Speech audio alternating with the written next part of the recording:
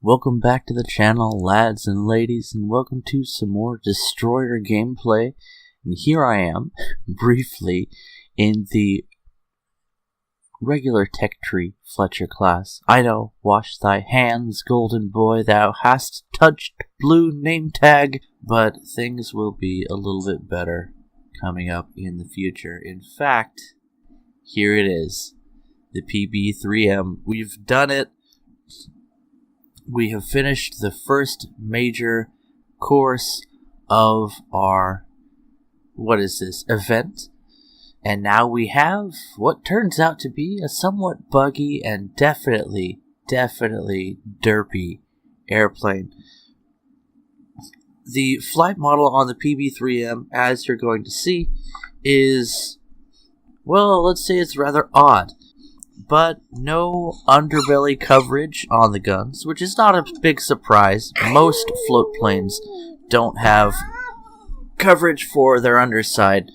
And so I think the strategy with the TB3M will be to fly low, and against enemy naval vessels you'll want to fly high, because at a 3.0 battle rating, yeah, crackers, you can definitely face some things that have plenty of firepower to shoot down low-flying aircraft. So things may change there. Also, at the current time, the TB3M, even though it's a naval bomber, does not have access to its 2 torpedo loadout, so no torps yet. Yeah, it's being useless. See, can you say shitty tablet? Yeah, shitty tablet. Don't tell mommy I taught you that. Okay. But I decided to put her through her paces, and as you see me exploring a few maneuvers here, things get weird fast. So, one of the things I noticed right away with the TB3M in the X-ray is the mass of the airplane seems to be centralized right around the wings, with fuel tanks being low in the fuselage and in the shoulders of the wings. Very technical term, I know. And that means that your center of mass is actually very tight to your center of rotation, I suppose. Suffice to say, this thing turned surprisingly well. Very surprisingly well. Almost too well, to a comical extent. So here you see us going into our first tight turn, and that is a tight turn. But we're adjusting, we're trying to set our course, and when you're flying around 140 miles per hour, yes, those are low air speeds, you really have good maneuvering and handling, especially for a float plane, and certainly for a medium bomber that can carry 8,000 pounds of bombs, so that's nice. But there's a catch. The lockup on this plane begins at around 150 miles per hour, and at 200 or so, which is really your cruising speed, the lockup is rather extreme. The European Canadian commented on the fact that the plane seems to have delayed controls, and I was looking at that a bit, and at lower speeds it's not too bad. But what I think we're actually seeing is rather severe locking up on the control surfaces of the plane at even rather low speeds. But at around 100 miles per hour, around 120, you can perform a vertical loop and come out of that loop at a higher altitude than you started. Let me show you a little trick I learned. So basically, this aircraft is a meme machine, and it's just gonna be one of those ridiculous things. So here we go, performing a maneuver that should get us killed. Rudder, elevator, aileron. Low altitude, and we only lost, maybe 100 meters flight altitude in that maneuver? That ridiculous maneuver. A vertical loop, done well, doesn't even lose you altitude if you're going just a bit over, say 120 or so miles per hour. But again, around 150, your elevator starts to lock up rather severely.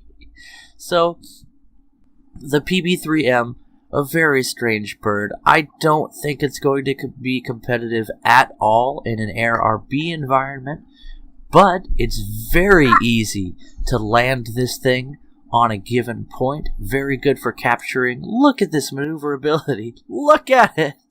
And despair, ye mortals.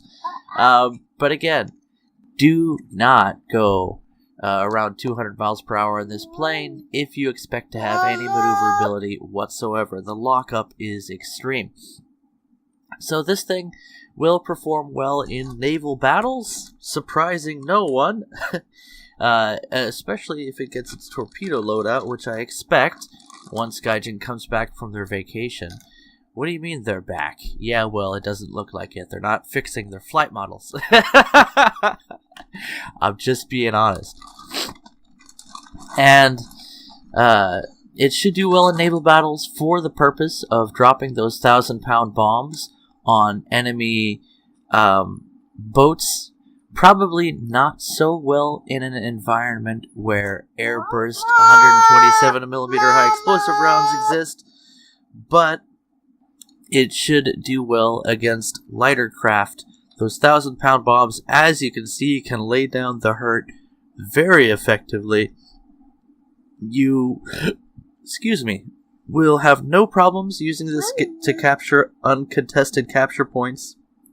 And if you're competing with other float planes for access to those points, your defensive guns and relative survivability, although the survivability of large aircraft in War Thunder right now is garbage, it's still a bit better than a single-engine fighter, so you should be able to Pirates of the Caribbean, other flying boats, fairly well, and that's something I'm really looking forward to. I'd love to have a custom battle with the boys where... Yeah, okay, here's your show. I was watching... I was watching the tablet and she wasn't. Or maybe I was holding it there, just staring off into nowhere while I talked to you guys. You be the judge.